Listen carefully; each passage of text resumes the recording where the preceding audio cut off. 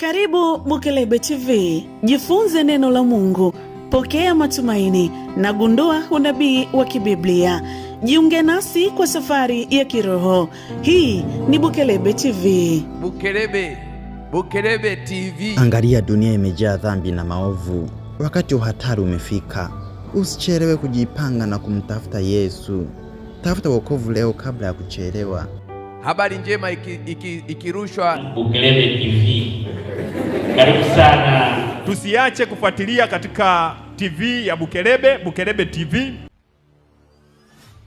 Habari za muda huu popote pale ulipo, na tumaini unaendelea kubarikiwa na Bwana mtazamaji wetu. Karibu Bukelebe TV. Hapa ndipo penye kuzungumzia masuala mbalimbali ya dini. Jiunge nasi kwa mafundisho ya kiroho na mijadala yenye kuelimisha. Ninayekukaribisha katika makala hii ni Ustasela Joni. Karibu sana. Ungana nami mwanzo mpaka mwisho.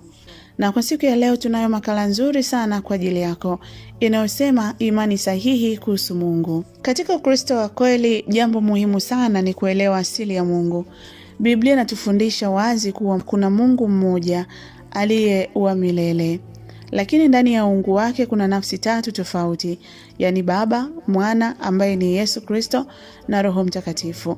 Imani hii ni msingi wa Trinitarianism na ndio imani sahihi inayokubalika na maandiko matakatifu. Trinitarianism inasema Mungu ni mmoja kwa asili, lakini ndani ya huo mmoja kuna nafsi tatu za kipekee.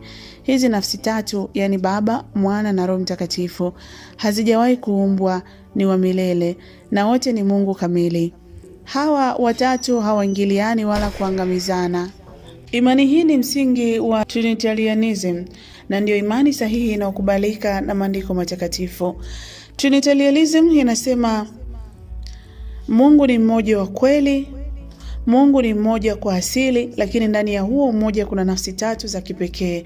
Hizi nafsi tatu, yani Baba, Mwana na Roho Mtakatifu, hazijawahi kuumbwa, ni wa milele na wote ni Mungu kamili. Hawa watatu hawaingiliani wala kuangamizana. Hawaoneani wivu wala kufanyiana figisu. Wanafanya kazi kwa umoja na mpangilio wa milele. Biblia inatuonyesha mfano wa hii katika Mathayo 28:19 ambapo Yesu anasema, basi mpate na kubatiza mataifa yote kwa jina la Baba na Mwana na Roho Mtakatifu.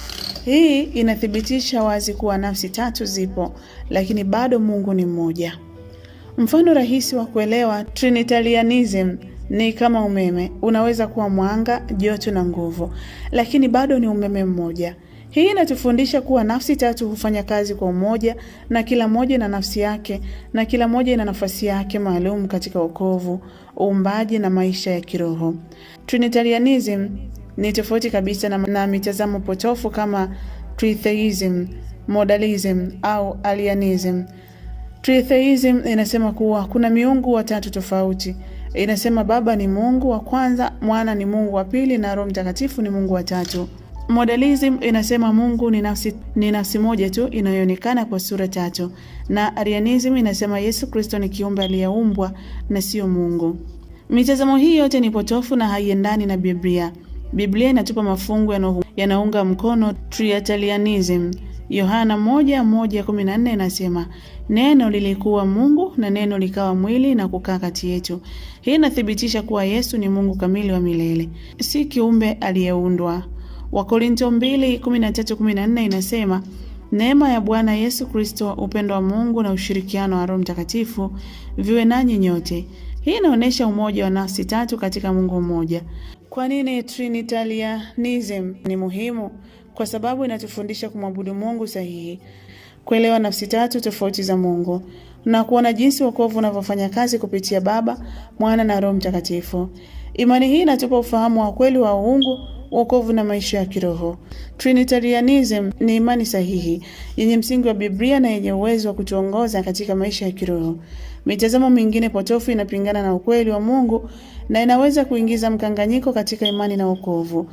Kila Mkristo anapaswa kushawishi roho yake na wengine kuacha imani potofu na badala yake kufuata Trinitarianism ili aweze kumwabudu Mungu mmoja wa milele aliye na nafsi tatu za kipekee, wote wakiwa na umoja usiopingika. Mtazamaji, siku ya leo tumejifunza kuhusu imani sahihi kuhusu Mungu, na tumeona kila mmoja anayo nafasi ya kuendelea kupeleka habari njema kwa kila mmoja, ili kila mmoja apate mafundisho sahihi ya kwenye Biblia. Mimi ni Ustasela John, hadi wakati mwingine, usiache kusubscribe chaneli yetu na kushare kwa watu wengi zaidi, ili nao waweze kupata kufahamu maandiko mbalimbali kutoka katika Biblia, hadithi na makala mbalimbali za neno la Mungu.